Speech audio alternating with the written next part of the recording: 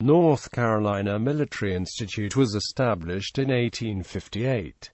Daniel Harvey Hill was made superintendent of the school in 1859, and James H.Lane taught natural philosophy at the institute until the start of the U.S. Civil War. The school was later used by Charlotte Military Academy, which architect Herbert B. Hunter attended. The school building stood at East Moorhead and South Boulevard in Charlotte, North Carolina. North Carolina Military Institute was established by Charlotte businessman and Dr. Charles J. Fox. By April 1861 it had 150 students.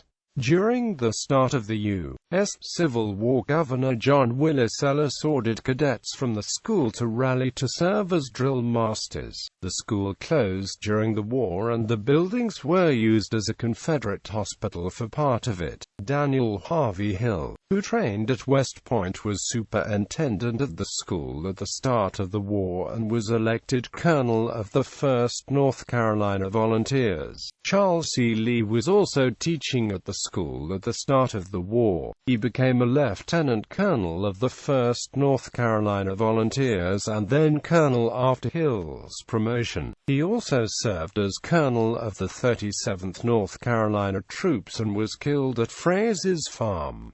He is interred in Charlotte.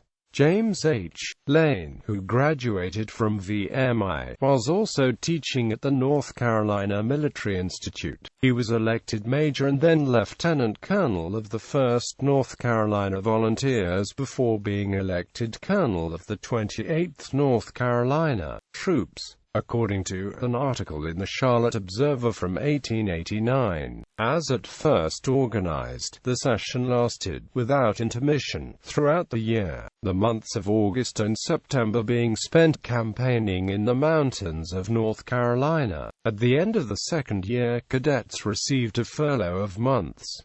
There were a scientific and a primary department. In the former, the West Point curriculum was closely followed, and the students were required to board in the buildings and to be under military discipline. There was a primary department which aimed to prepare students for any college. Such of these students as boarded in the buildings were likewise under military discipline. The institute provided board, lodging, fuel, lights, washing, arms, equipment, medical attendance, uniforms and all clothing, except underclothes, for $200 per annum.